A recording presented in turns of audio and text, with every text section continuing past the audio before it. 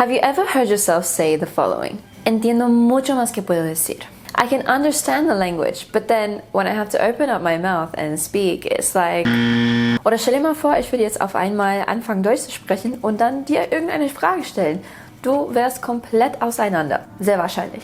Wer weiß. So why does this happen? Well, by the end of this video, you are going to know exactly why this happens, how to bridge that gap between understanding and speaking confidently, and what tools to use to do so. So let's get started.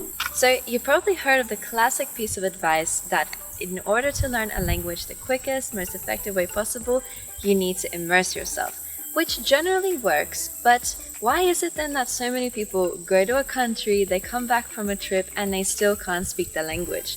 Immersion works, yes, to pick up the language, to understand it, but we need to bridge that gap between passive learning and then being able to reproduce the language. Ay, Peter, qué calor. Ay, Dios mío, Peter, qué calor, ¿no? Ah, sí, muy caliente. One of the biggest things that people often fail to remember is that understanding and reproducing are totally different things. Not only because they are governed by different parts of your brain, which I'll get into in a second, but think about it this way. Just like in the example you saw just then. When I said que calor, Peter didn't have any context. He didn't have another language to rely on because the word in English is basically not similar to the Spanish at all. Whereas when you are in a situation like the second one, we've got the context, we've got the environment, you can see my body language, the emotions. He might not have understood what I said word for word, but he actually did. How is that possible? It's because when we are in that position of comprehending something being said, our brain doesn't actually translate it word for word like we think. It's because we rely on inferences. So our brain has this ability to comprehend without needing to comprehend literally. And this is particularly what happens when we are watching something, or just like in the scenario you saw with Peter, that was the comprehensive understanding taking place via inference. We actually infer way more than we are aware of, which is awesome, and it's the reason why you can often still read a book or get the gist of a conversation without knowing what it means exactly. But relying on that too much is where we get into that dilemma of understanding so much more than we can actually say. And furthermore, if a language is rooted in the same linguistic family, it also becomes much easier. So if you're learning Spanish and you speak Portuguese, it's going to be a lot easier for you to pick up vocabulary because you've already got a baseline to form connections from.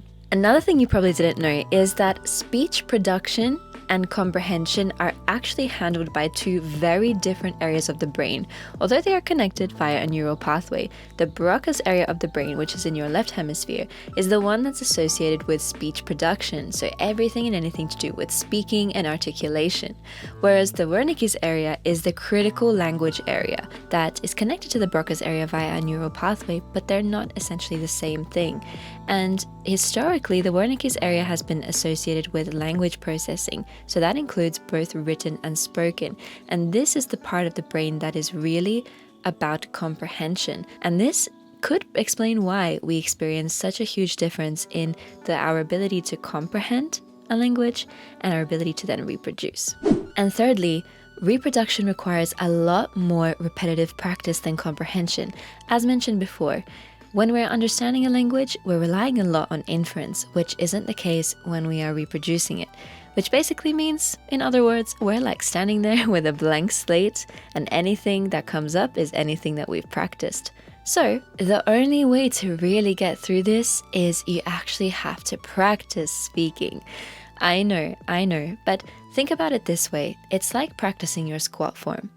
Your body won't know how to do it no matter how many times you visualize it.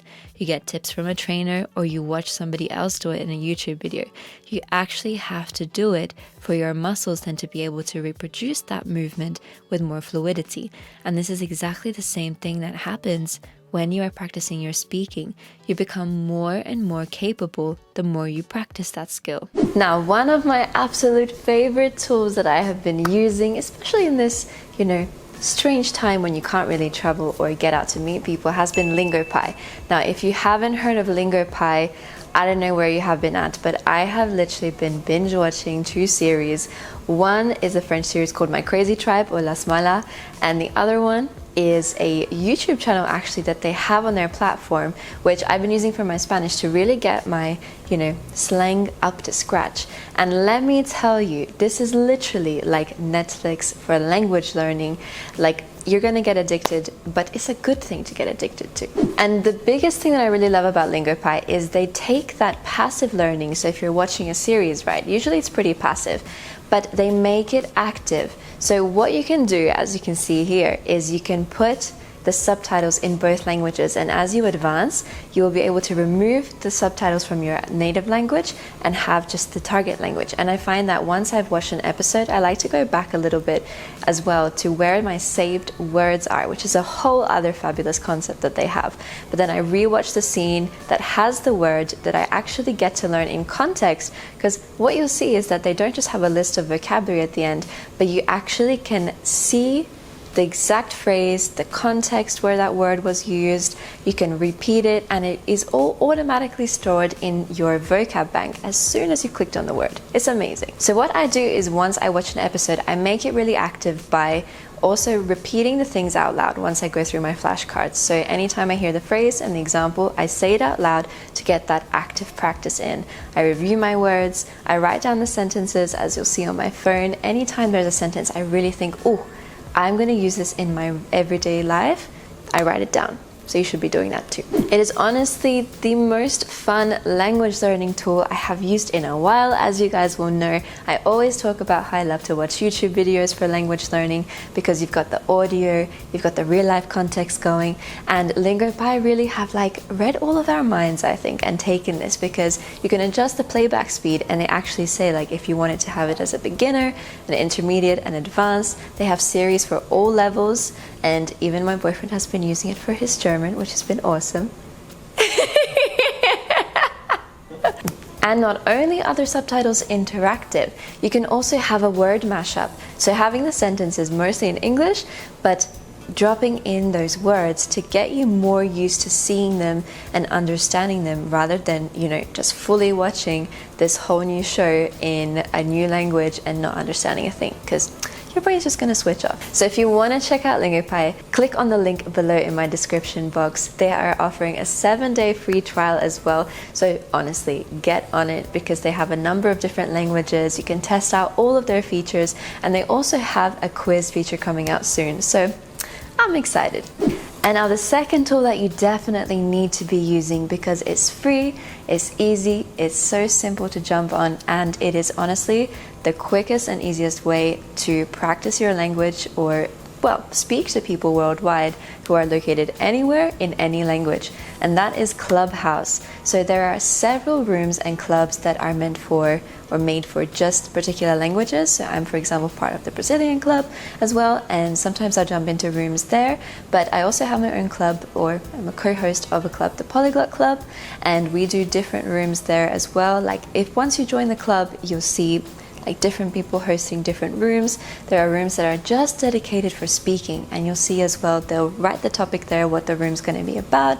They'll schedule it in advance so you can put it in your calendar, and as I said, it's from people worldwide. But the other thing that I have found, let me give you guys an example. It's a little bit nerve-wracking, not gonna lie, the first time you go into a space, you go into a club that isn't dedicated to language learning. So what I did a couple of weeks back was, I decided, you know what, I'm gonna go and tune into some rooms from people who host those rooms in Portuguese, in Russian, in French, and I just listened in, and actually went up to speak in the Brazilian room about neuroscience and psychology.